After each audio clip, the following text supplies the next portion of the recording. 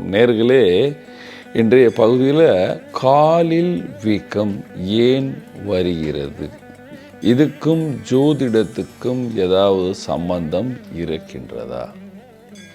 பாருங்க, ஜோதிடத்தில் பூர்வ ஜென்ம கர்மா எல்லாமே சொல்லும்பா.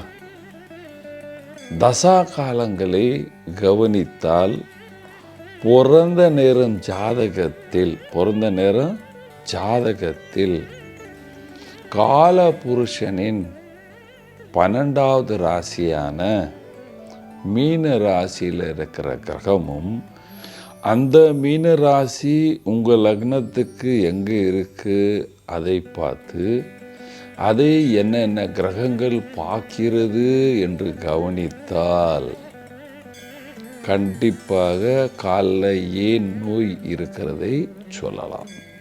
ஒரு ஜாதகத்தில் சனி பகவான் ராகுவுடன் மீனராசியில் இருந்து 2ஆம் பாவத்துக்கு அதிபதி அல்லது 6ஆம் பாவம் 7ஆம் பாவம் 8ஆம் பாவத்துக்கு அதிபதி உடைய தசை நடக்கும் பொழுது சுக்கிரனின் அந்தர தசை பிரதேந்திர தசை வரும் பொழுது அந்த மனிதன் குடி பழக்கத்தினால் லிவர் கெட்டு அவருக்கு பாதத்தில் வீக்கம் வர்றது ஆரம்பிச்சிடும்.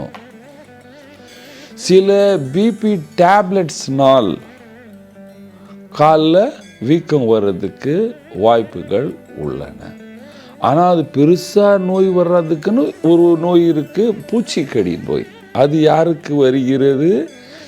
ராகு சனி செவ்வாய் மீனத்தில் இருந்து அந்த மீனம் 6ஆம் 8ஆம் பாவத்தில் இருந்தால் இதை ராகு பார்த்தால் கண்டிப்பாக இந்த மாதிரி பாதத்தில் நோய் வர்றதுக்கு வாய்ப்புகள் உள்ளன.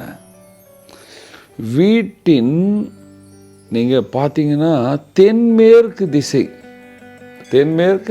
திசை தாழ்ந்து இருந்தால், அதாவது அந்த காலத்தில் வீட்டில் கொல்லைப்புறம் இருக்கும், இப்போ டாய்லெட் பாத்ரூம் இருந்தால் காலில் வீக்கம் வர்றதுக்கு வாய்ப்புகள் அதிகமாக உள்ளன. ஆமாம், இதில் வாஸ்துவும் கவனிக்கணும். ஜோசியத்தில் வாஸ்து ஒரு பகுதி. நீங்கள் உங்களுடைய குலதெய்வ கோயிலை ஒடித்தால் அல்லது எந்த தெய்வத்தின் கோயிலை வலுக்கட்டாயமாக ஒடித்தால், சிலையே திருடினால், இவர்களுடைய வாரிசுக்கு யாருக்காவது ஒருத்தருக்கு கால் வீக்கம் வர்றது, காலில் நோய் வர்றது, கால் வெட்டுப்படுறது, ஆக்சிடெண்ட்டில் கால் துண்டாக போகிறது, ஃப்ராக்சர் ஆகிறதுக்கு எல்லாமே வாய்ப்புகள் உள்ளன. சிவபுராணத்தில் ஒரு இடத்தில் பல விஷயத்தை சொல்லியிருக்காங்க. அதில் சிவன் கோயிலை ஒட்டி வாழ்கிறவர்கள் இதில் ரொம்ப உஷாராக இருக்க வேண்டும்.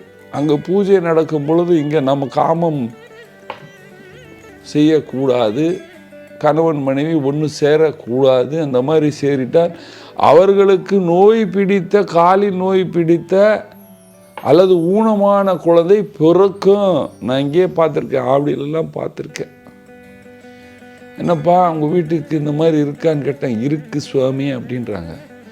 கிரக சேர்க்கையும் வாசு தோஷமும் இந்த மாதிரி இருக்கும் பொழுது காலில் நோய் வர்றதுக்கு வாய்ப்புகள் உள்ளன.